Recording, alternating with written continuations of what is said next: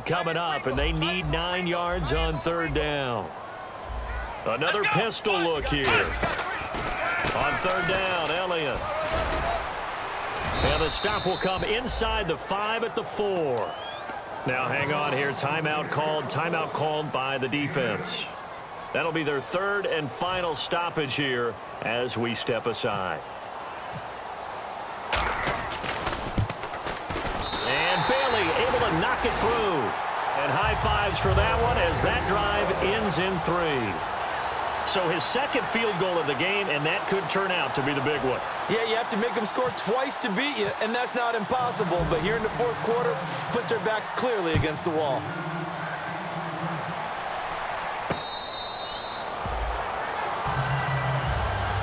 Now the Vikings offense gets set to take over here. And last time the turnover on the fumble, and they were in enemy territory, so that had to be very frustrating. Down on the scoreboard here, can't do it again. You nailed every part of what was frustrating. Down on the scoreboard, had a drive going, and pushed it past the 50-yard line so they felt they were in striking distance.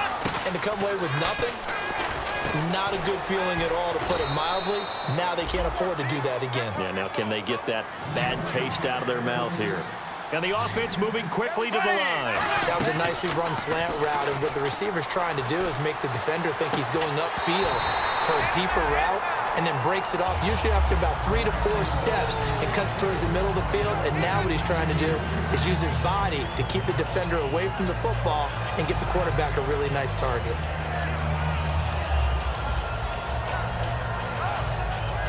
Second down here after the incomplete pass. So the D-line's going to spread out. They'll bring a receiver in motion right.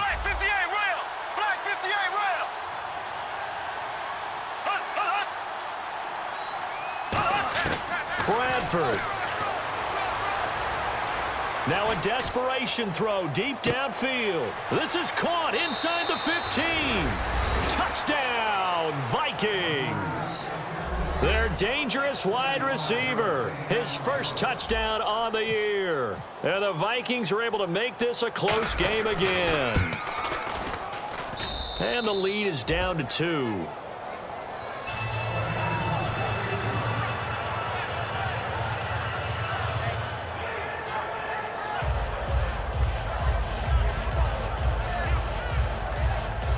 So down only 2 now. Still a chance to finagle their way into field goal range if they can get this onside kick.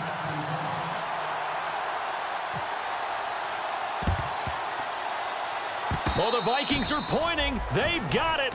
Minnesota football. A field goal will do it for them. They got the onside kick that they needed here. We'll see if they can do the rest. Some teams are just not comfortable waiting to see what happens. Some teams like to force the action. That's exactly what we saw with this onside kick.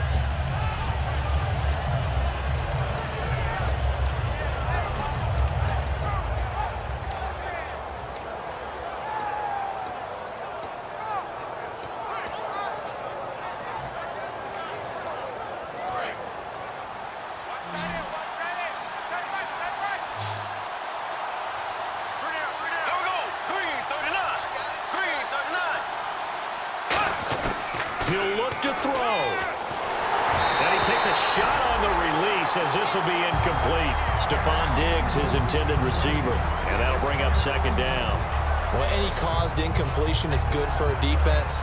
But when you add to it, you get a little hit on the quarterback, knock him to the ground, make him think a little bit, hopefully knock him off his game, especially in a game of this magnitude, this tight in the fourth quarter. Got to feel pretty good as a defense. 10 yards still left on second down.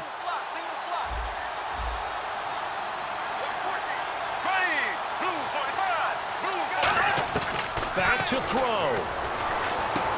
Caught on the right side by Treadwell. And he's taken down, but not before he gets this into enemy territory across the 40. And quickly, they get to the line. That was a nice completion on an out route. And those types of plays are the result of arm strength by the quarterback and timing by the receiver. Back to throw. Over the middle, he's got Treadwell. And he gets this one all the way down inside the 20-yard line. And with that last play, he's now up over that 300-yard mark. And in today's NFL, it almost feels routine. And I hate that when you talk about a 300-yard passing game. To me, 300 yards still signifies excellence, and he's achieved that in this performance. So if I'm an offensive coordinator, there's one thing that I know for sure. This is one of the top 5 teams in the NFL against the... And now a timeout called by the Cowboys defense. It's just their first. They've got 2 more to use here in the final stages.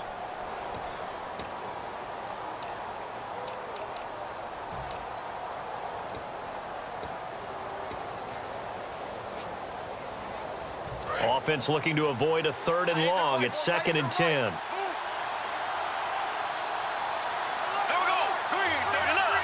Halfback sent in motion. They'll look to throw. And incomplete there. A nice hit. Jars the ball free and brings up 3rd down. Oh, man, for him to be that wide open and drop it. Sometimes you have just too much time on your hands, right? You end up thinking way too much, and your hands get shaky. And yes, he's a tight end, but that's a catch he should have made. And for the 2nd time tonight, and now the Cowboys are going to call another timeout. That'll leave them with just 1 remaining in this 4th quarter of play.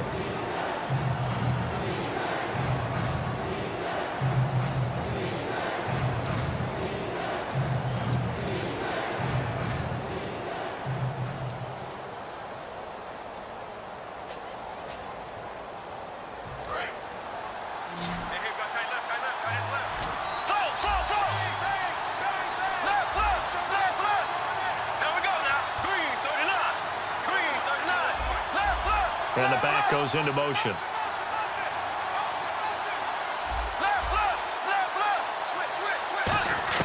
He's back to throw.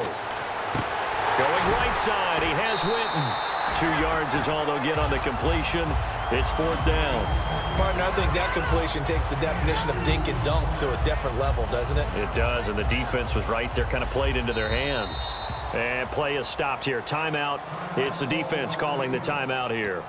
It'll be their 3rd and final timeout, so as they talk things over, we'll step aside. So now this one's going to rest on the foot of their 2nd-year kicker.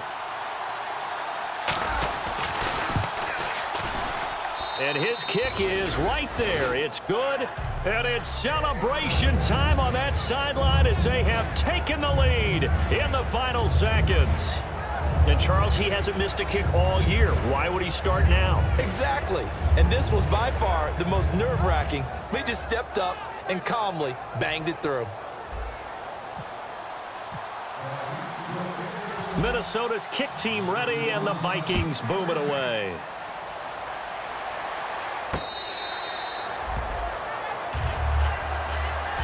And now Dallas gets set to take the field. Look at the clock. Everyone knows the situation. Probably time here for one final play. And we know what that play is going to be. It's got to be some sort of Hail Mary, throwing it towards the end zone and hoping someone can catch it or catch it off of a tip. Think back to 2015. Didn't we see Green Bay pull that off twice in the season? Once in the regular season, once in the playoffs. So stranger things have happened. It'd be interesting to see what the defensive strategy is about who they put on the field to try and knock that ball away. He's going to let it fly. And it's incomplete. So their final drive comes up empty. And with that, the ball game is over.